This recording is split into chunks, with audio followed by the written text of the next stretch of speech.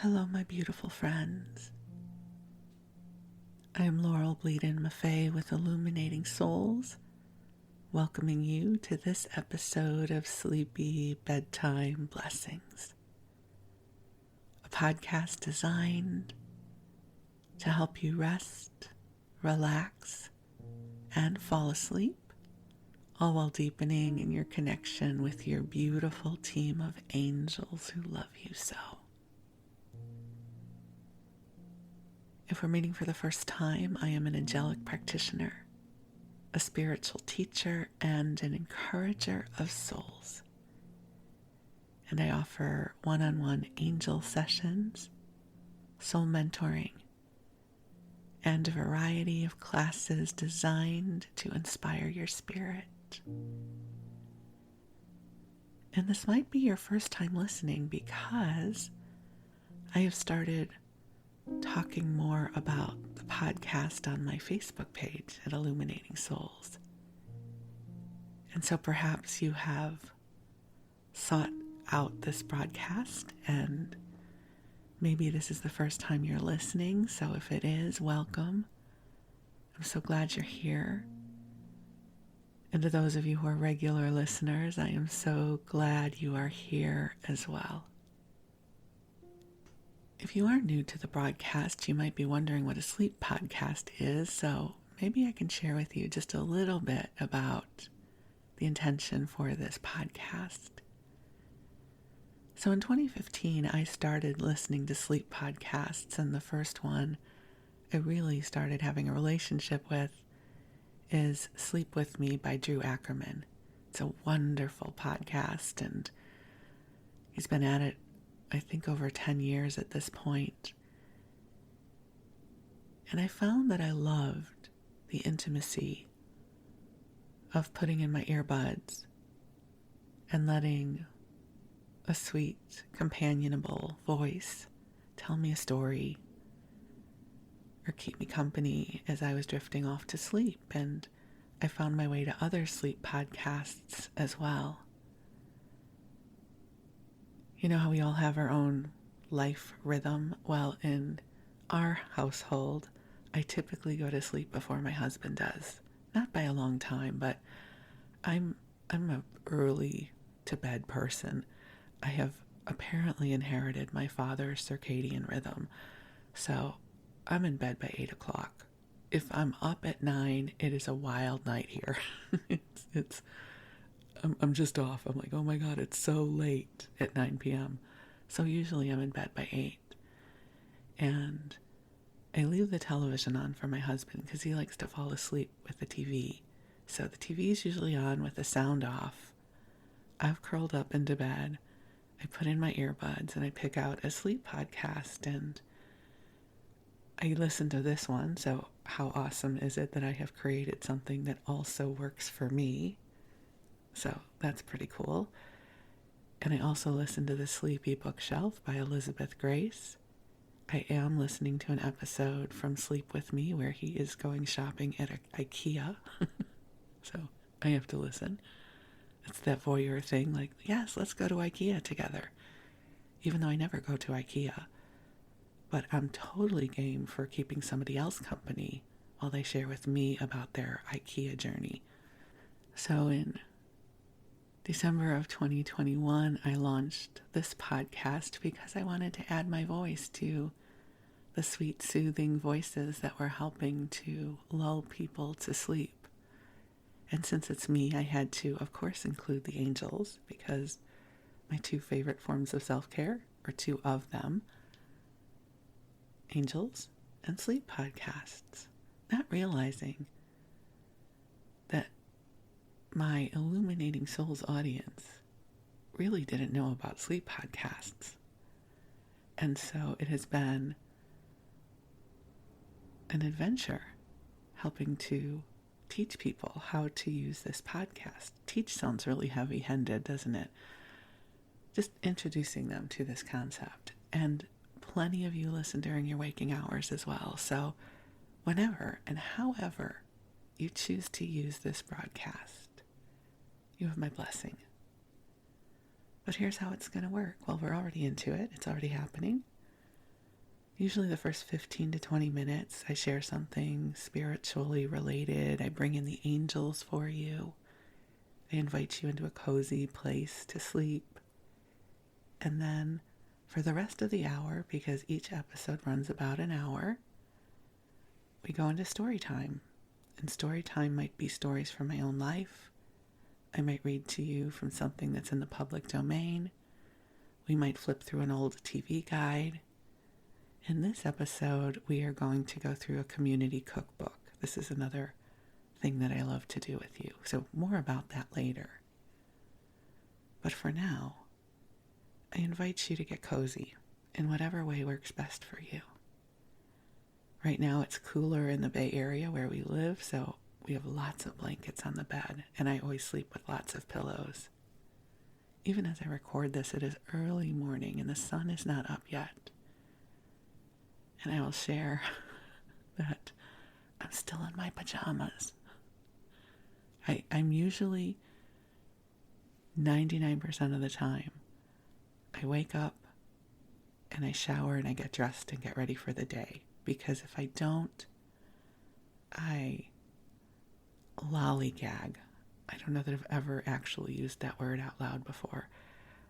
I just kind of ramble, and I find it much harder to get ready for the day. But this morning, I thought, no, I really do. I want to record this podcast before I'm completely alert and ready for the day. So I'm kind of in that transitional place between sleep and wakefulness.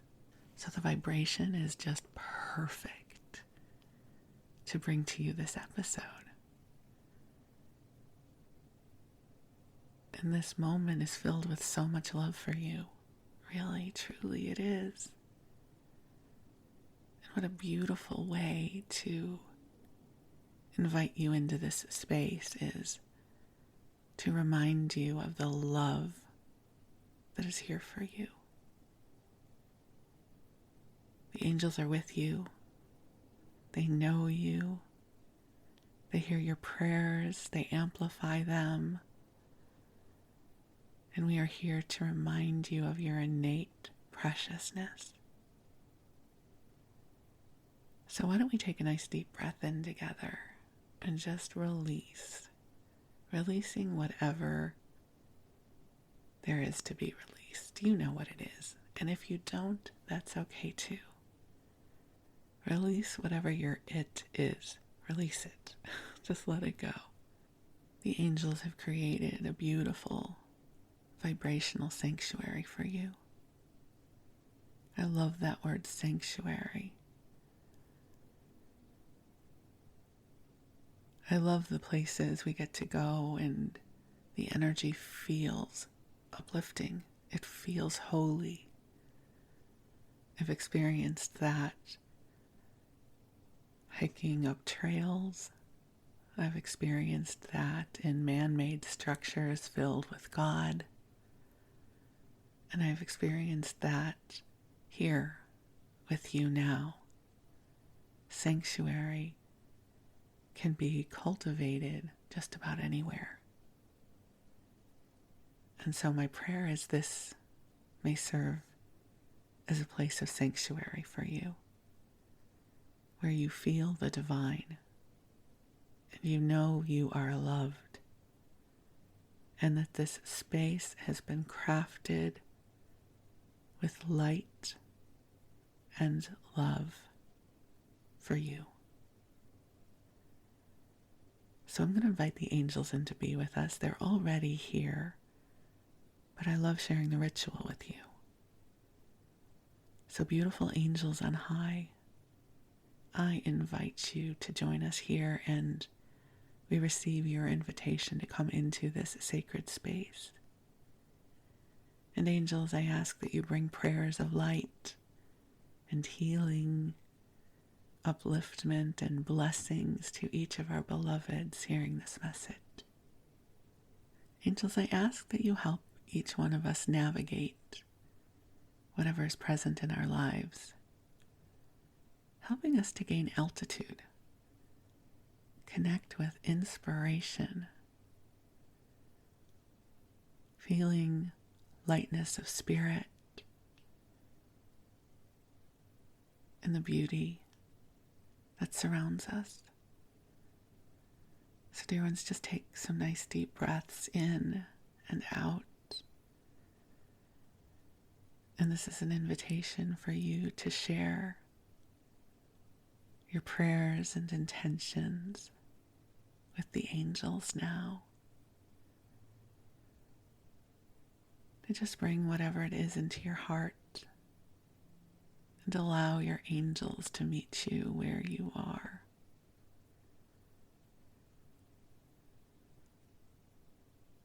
And the angels are meeting you with love.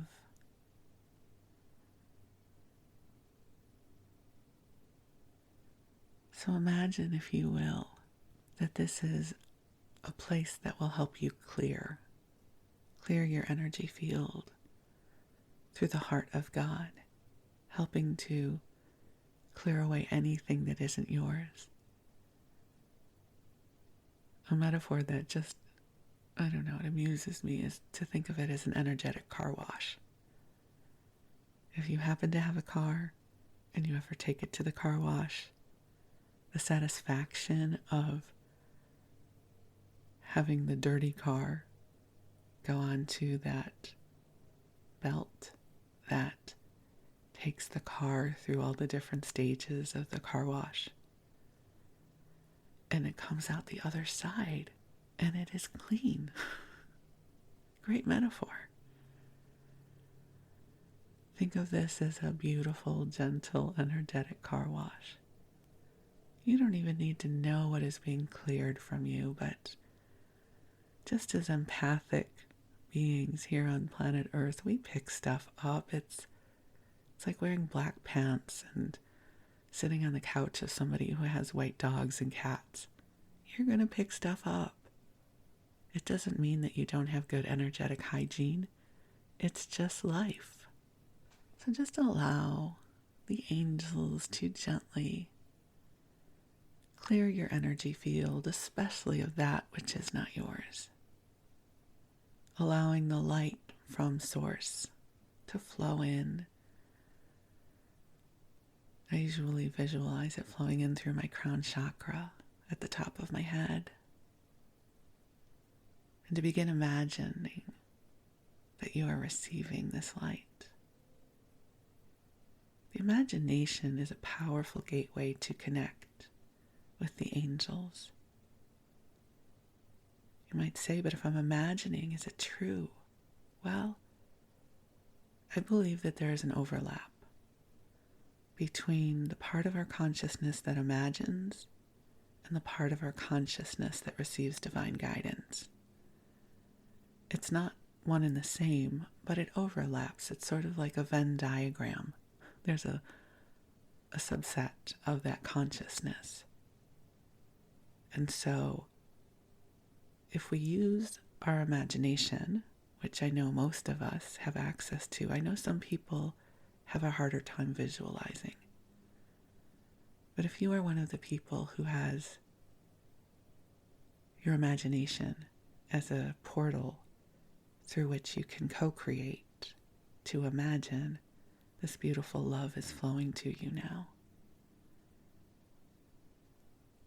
Imagination is powerful. It can cultivate dramatic shifts in how we are experiencing the world.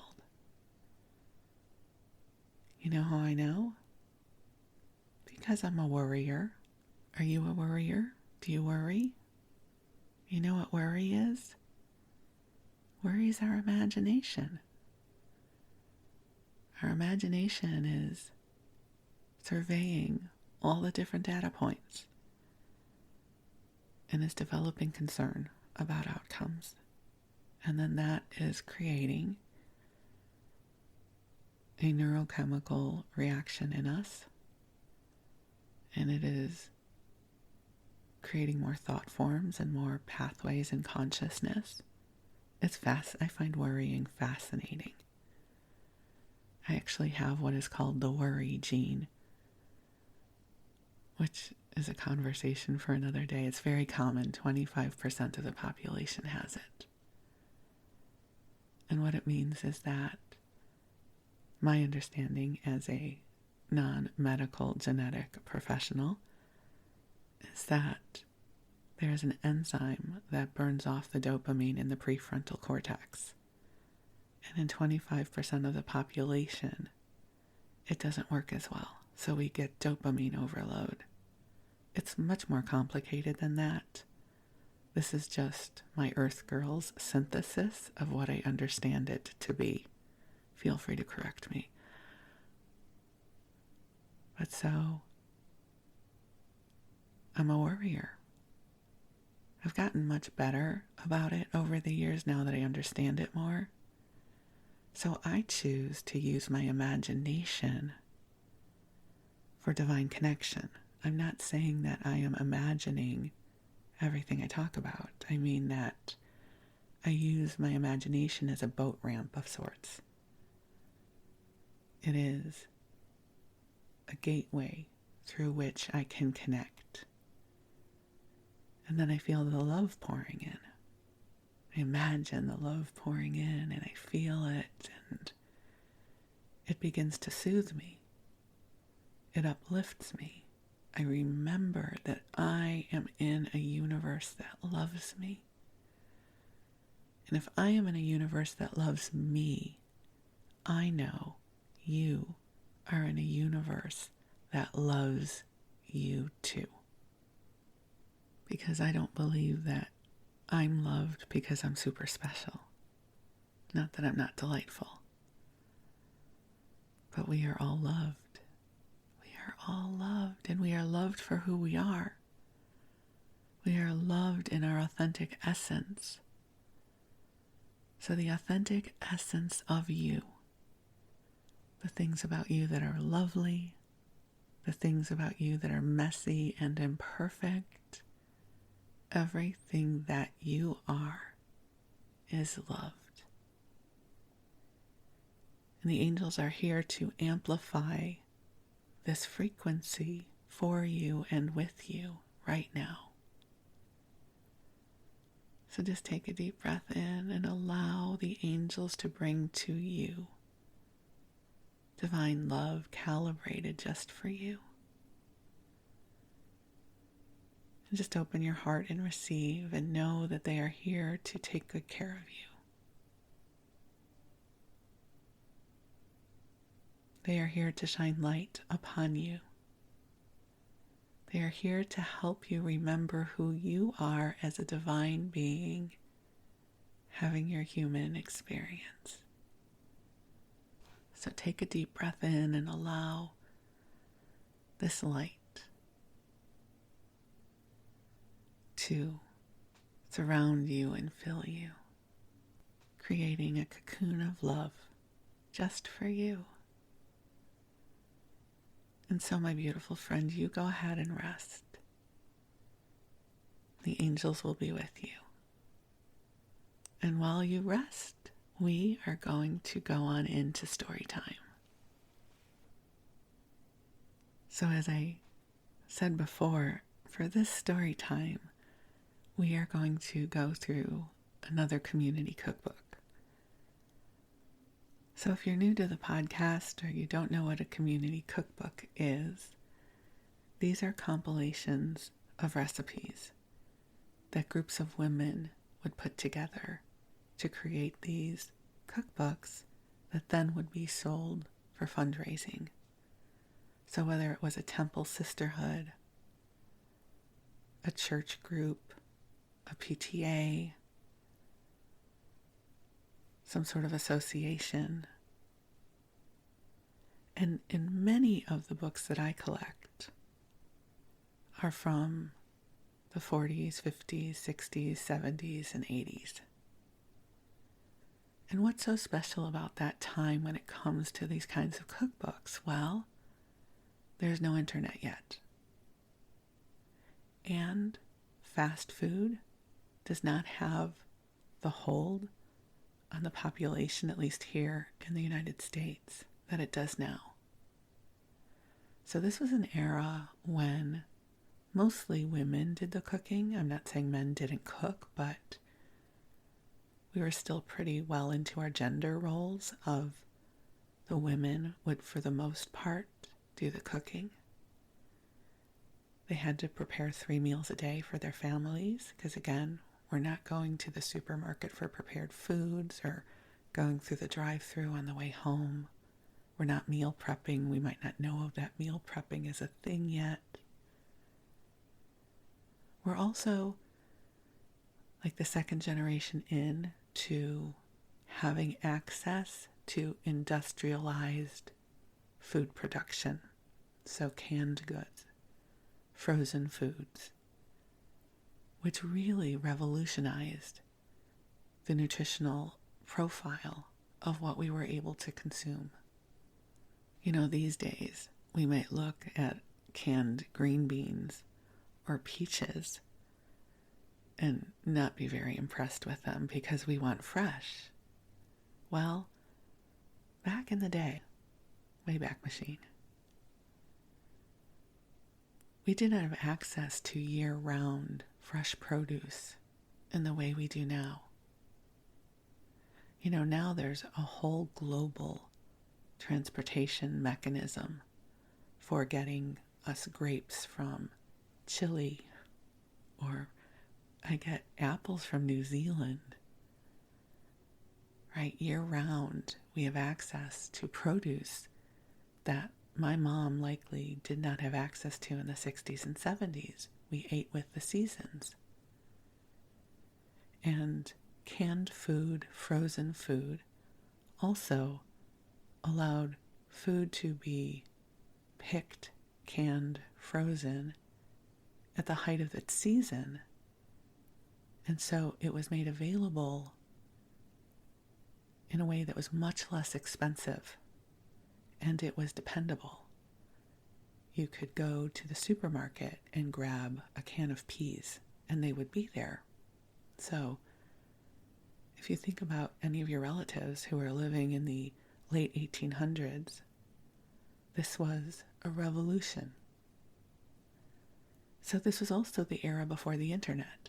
So, you know, these days, if you're thinking, you know what, I would really love to make a red velvet cake, you go on your phone and you find 3,000 red velvet cake recipes, and you figure out which ones are best rated, and maybe one of them has a video of your favorite influencer making his or her favorite velvet cake, and then you make it. Or if you're like me, you go to the bakery. I don't eat sugar anymore. When I did eat sugar, I would just go over to Hummingbird Bake Shop, which is a bakery here in Vallejo, that allows you to buy one slice of cake. And they have typically at least 10 kinds of cake every day. Well, in the 50s and 60s, that was not as easy to do. Of course, there were neighborhood bakeries, but I mean the day-to-day preparation of food fell to the women. Most of them had some knowledge of how to make things. You'll find quite often in these community cookbooks that there's an assumption that the reader already knows how to cook and bake. So sometimes there's a recipe for a cherry pie, and it says, make a pie crust. Like, okay, if you're a housewife worth her salt, you already know how to make a pie crust. I'm not going to waste my breath telling you. You already get that part. That sounded kind of harsh. I'm sure that's not how they spoke. I just mean, there's this assumption that if you're a woman running your household and it's 1964, you already know how to make a pie crust. So the kinds of foods they're eating, depending on the decade of the community cookbook, so interesting to me. In the 60s, in the 50s, there's definitely a lot more gelatin-based recipes. Like put anything enrobed in gelatin and other stuff, and you had a fancy meal, or a side dish, or an appetizer, or a dessert. We're not as gelatin heavy these days. And the book that I'm going to read from the cookbook is really special to my heart. Some of you may remember the last community cookbook episode that I did. I shared with you that it was special because it came from Temple Beth Israel, which is my family's temple, the temple that we went to my whole life. And I found these on eBay, and I was so happy about it. So the one that we wandered through last month was from 1968, when I was 6 years old. And this one is going to be from 1982, where I would be 20 years old. So 14 years later. Now, I don't know if you're going to remember what main kitchen-based development happened in those 14 years. But since it's a sleep podcast, I'm not going to make you work that hard. It's the advent of the microwave. In 1982, many households have microwaves. I'm not going to go Google it, but microwaves are starting to become an integral part of the kitchen, but they're still relatively new. So we had been shifting from the era where everything had to be cooked on the stove or in the oven to now there is this thing called the microwave. And I remember when microwaves came out, how they're like, you can cook a chicken in 7 minutes. Nobody really wanted to do that, but they were these miraculous machines. And if you think about what was happening, at least here in the Western world, in our culture, was women were now in the workplace again. And so anything that could save time was a game changer. So there are a few little sections about microwaves and how to cook with them in this cookbook that I thought was interesting. I don't even know what I'm going to share with you from this book yet, but let's open the cover. It is called Food for All, the Sisterhood of Temple Beth Israel. And the inside cover is stamped the name of the woman who owned this particular cookbook. And she lived a block and a half away from our family home, which I don't know, that just delighted me when I received this book. So it's interesting because at this point, some of the women who are submitting to this cookbook and their committee are women who I grew up with. Like I was friends with their kids. So I won't read all their names to you, but I just have to go down this list in my heart. And I'm just so delighted to see their names and to honor them and the love that they brought into not only their families, but our synagogue. These are the women who took care of our Oneg Shabbat. The Oneg Shabbat is the gathering after services where they usually put out some pastries and some coffee and, you have a little nosh and you visit with people. But the sisterhood at Temple Beth Israel always created a deep sense of warmth and community for our congregation. And so that is absolutely a part of the tapestry of my life and my heart. And so I just really want to honor them. Also, just a heads up, I will pay special attention if I see any diet-related recipes because I have a soft spot in my heart for the way we were taught about food and diets way back in the day. I don't know if there are any in here. I just need you to know that I will be paying attention.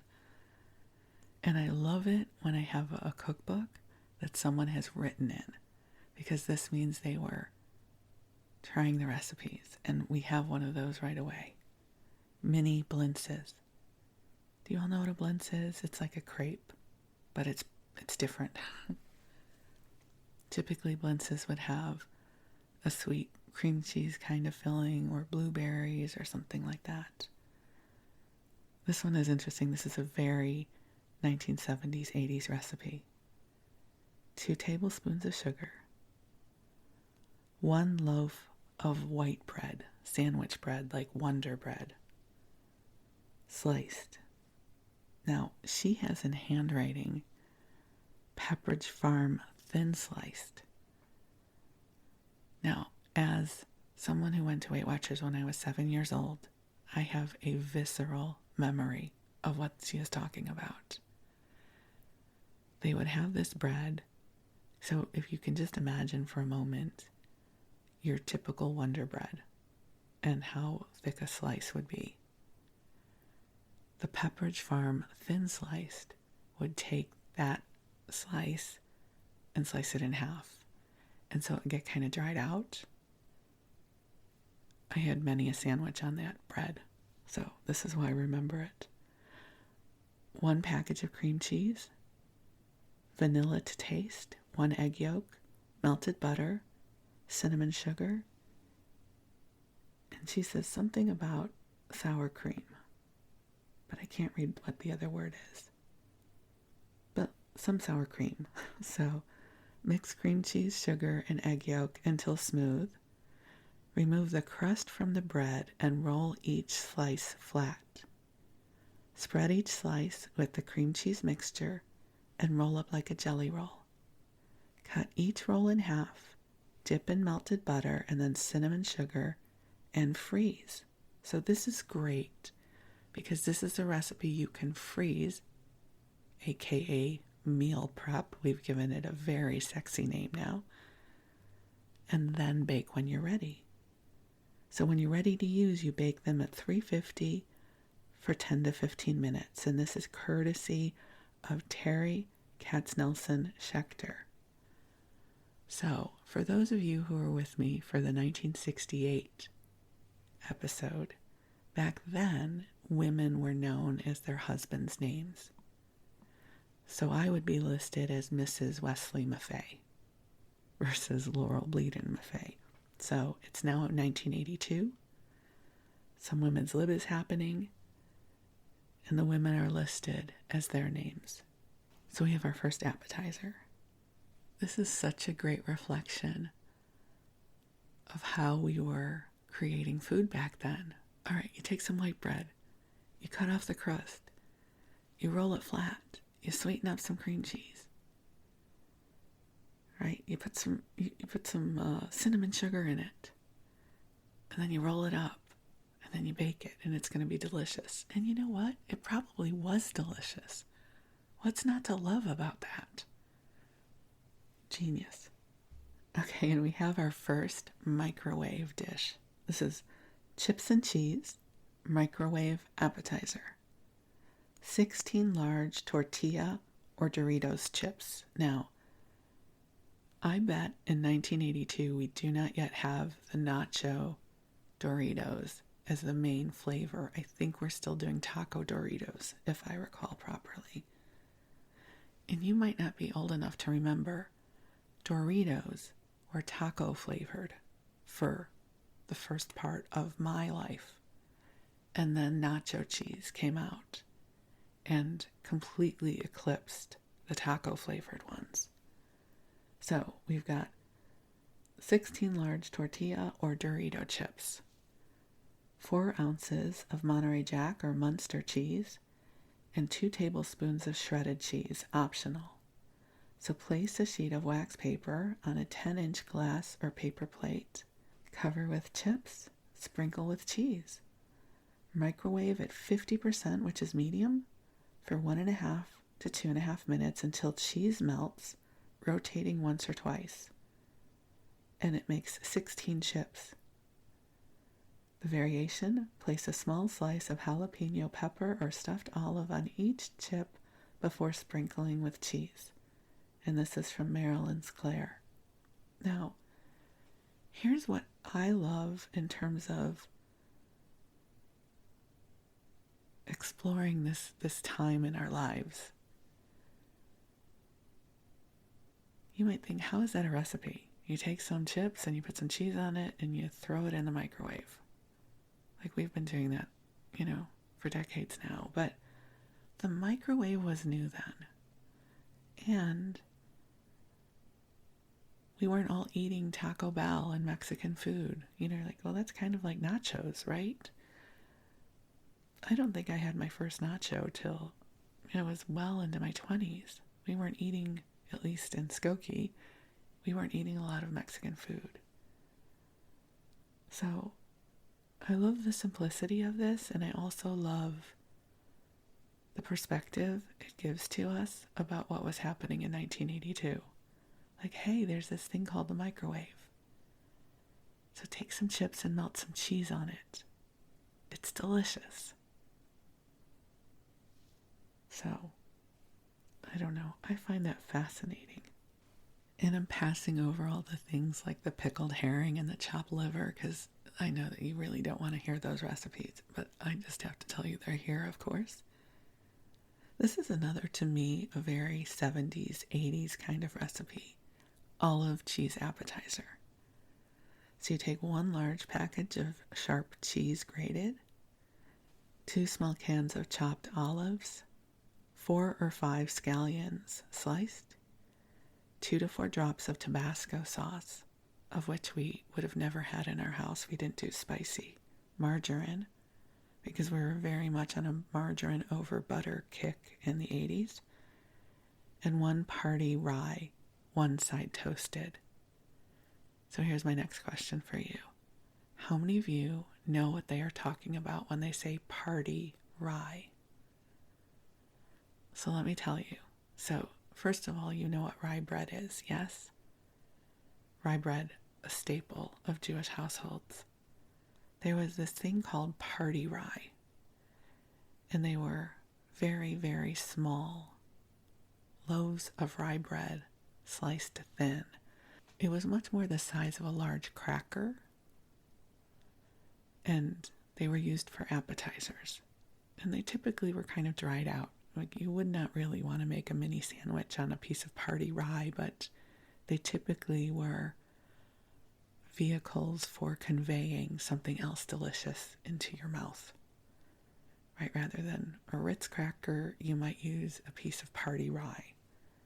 So here what we're doing was we're mixing the ingredients together, using just enough margarine to hold the mixture together. See? So they're assuming that you're going to know. How much margarine should I use? Just enough. Okay, great. Just enough. And then spoon on untoasted side of bread and broil until slightly brown and bubbly. By Ruth Dauber.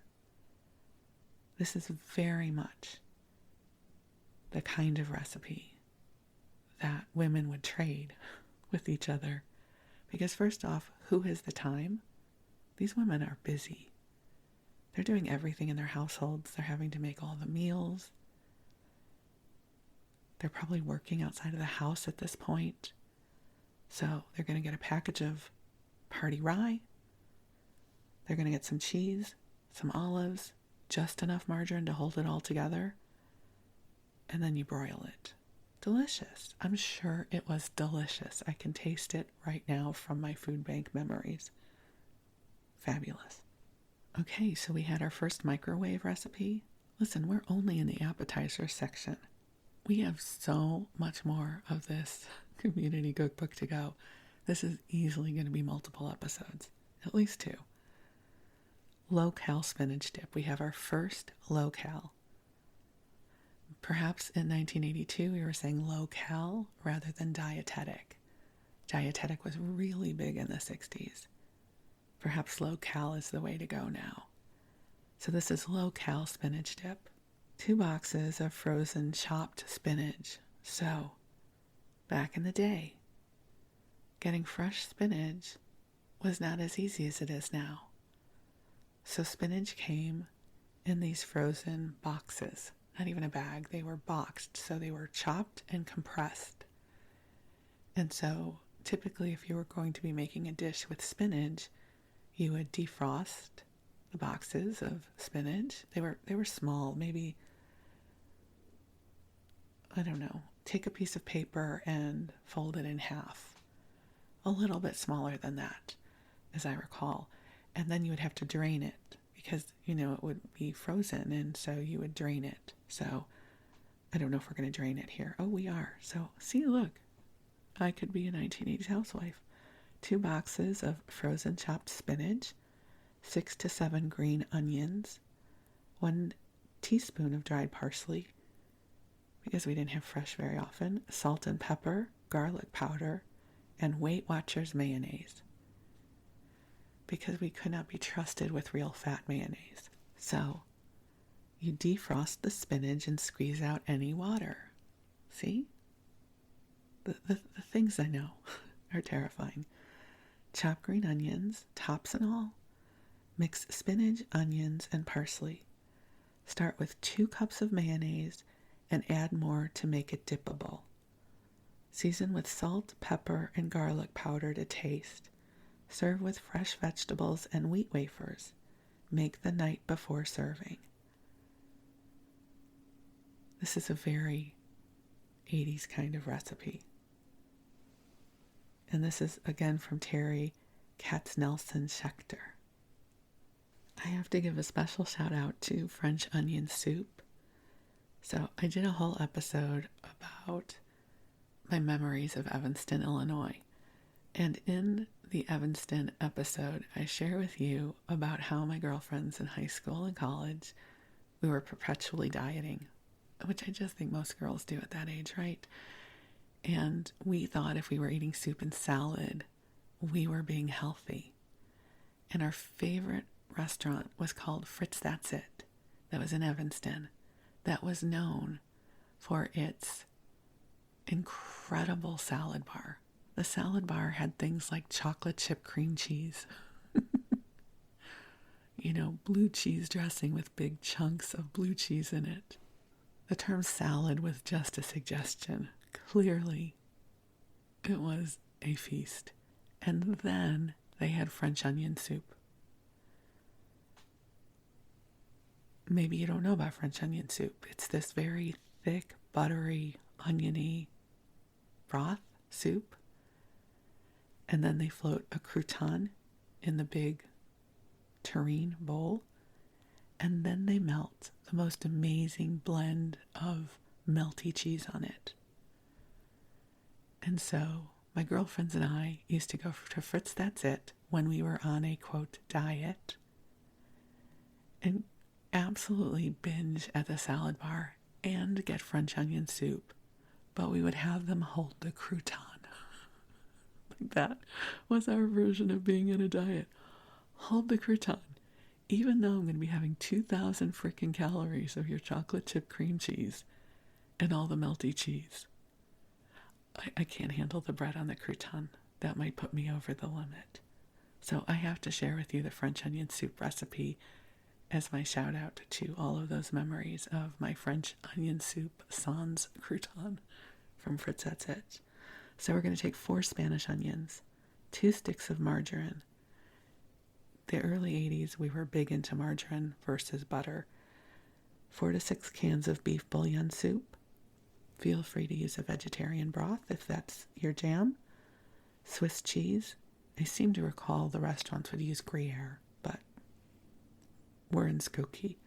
Swiss cheese, French bread, and wine. Again, we're not going to tell you how much wine or what kind of wine. We just figure you know. So we're going to dice the onions and saute in margarine. Add 4 quarts of water and onions to an 8-quart pot. Simmer for 45 minutes.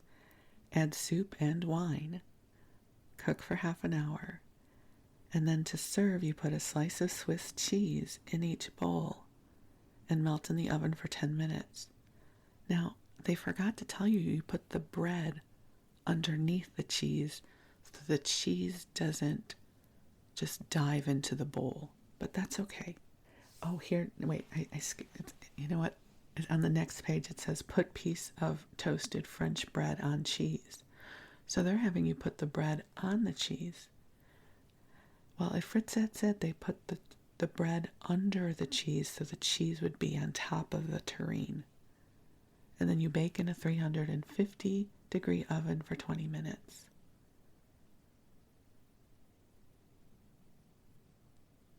Oh, here's Mom's split pea soup. I love a good split pea soup.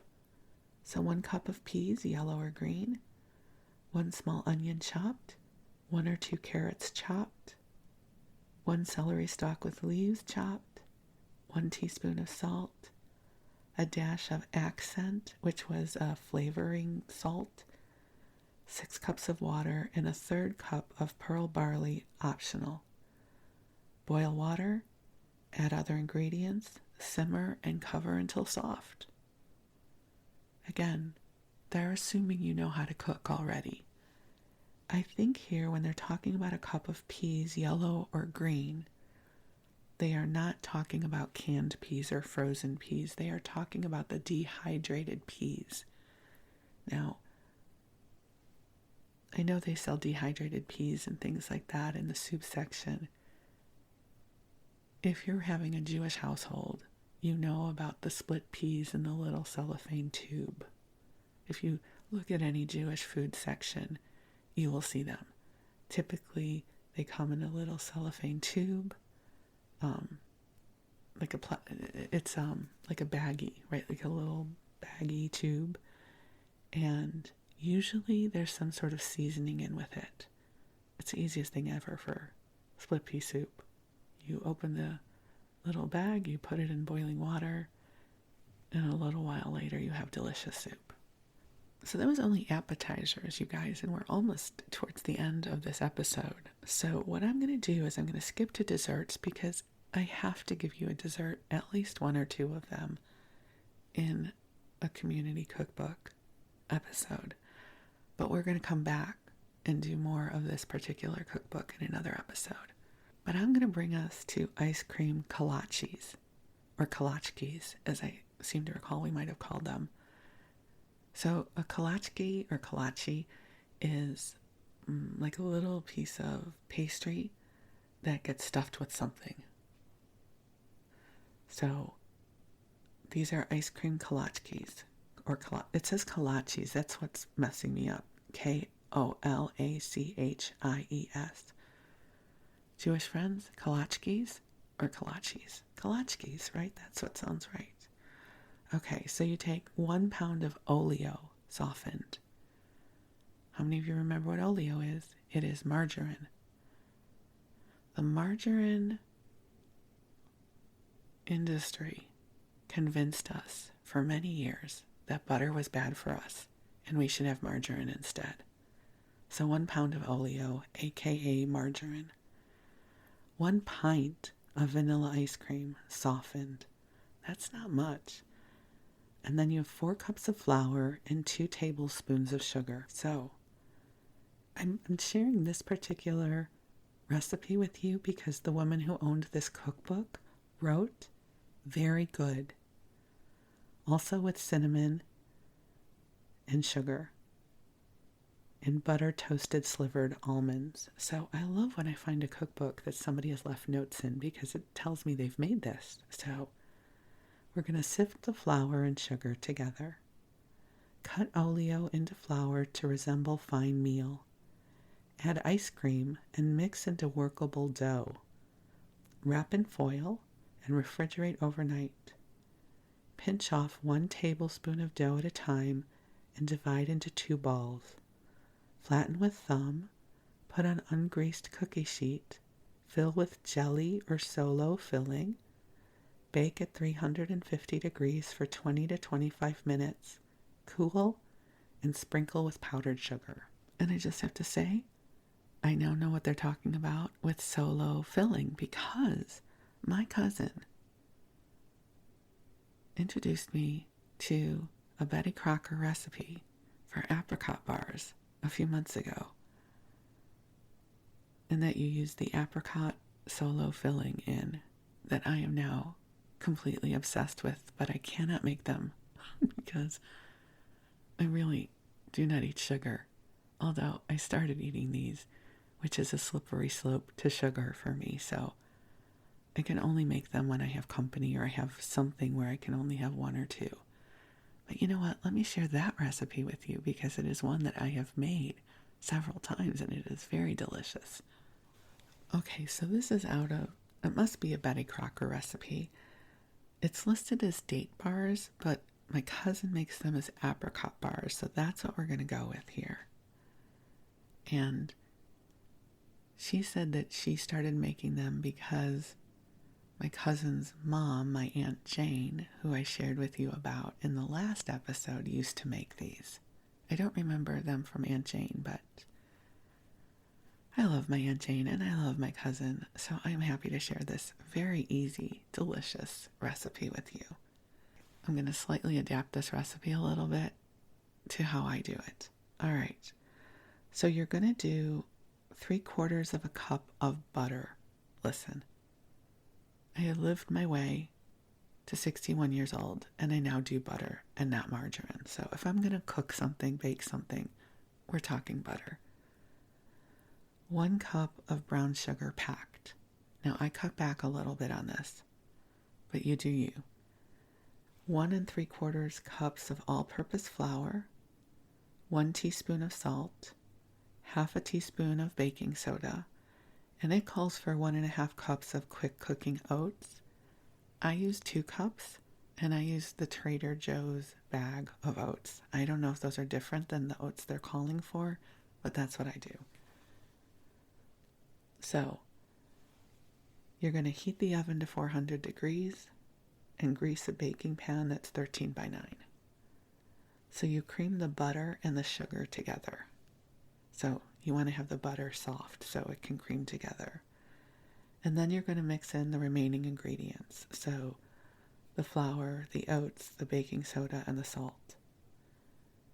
You want to let it be kind of rough, like you don't want it to be totally smooth because you want it to ultimately be a little crumbly. So you press half the mixture evenly in the bottom of the pan. Now, it's going to be kind of hard to do, but you'll do it, or else you can let the mixture harden a little bit in the refrigerator so it's not so soft. So you use half the mixture for the bottom part of the pan. Then you take 1 can of the Solo apricot pastry spread, and you do your best. It's going to be kind of hard to do because everything's kind of crumbly, but you spread that on the first layer. And then you take the rest of your mixture and you put that on top. And then you bake it for 25 to 30 minutes or until lightly brown. It is so delicious. It's so easy to make. And I really don't eat sugar anymore, but I did eat these. So I guess that's sugar, right? But it doesn't necessarily, it hasn't triggered my sugar addiction. But I have realized that I cannot keep these in the house because I was making them, for Thanksgiving. And I made a double batch in case the kids really liked it. And I had some in the freezer. And there's this whole illusion that if I have pastries in the freezer, I will not eat them, which I'm 61 years old. I know this is BS. I'll eat a frozen cookie. Come on. I have no shame. Or I can just leave it on the counter for 30 minutes and it'll be thawed. Or, hi, I lived my way into 2024. I have a microwave. So, lots of options for defrosting pastries. So I cannot have these in the house anymore. But if you invite me over and I need to bring a dessert, I will make these. And then I can have 1 or 2, which will delight me to no end. So, there you go. Those will be our 2 desserts to sing us home in this episode. We have the ice cream kolachkis, which I've never made. And I've now given you my cousin's recipe for apricot bars that she got from my Aunt Jane. So we'll call this a treasured family recipe. So thank you for being here with me. I love you. I love getting to share all of this with you. These are some of my warm, treasured memories, and there's something so beautiful about sharing them in the breath, sharing them in the collective consciousness so that they exist. I really encourage all of you to get into storytelling in whatever way you can share your stories, because our lives are rich tapestries of experiences, and we don't only have to share our most important stories. We can share about our apricot bars and the time we figured out that if we put chips with some cheese in this newfangled microwave, we could have a really yummy snack. So I hope that I have been able to keep you company and share some love with you, because I love you very much. So I wish you the sweetest of dreams. I look forward to being with you again soon. So thank you, and I love you.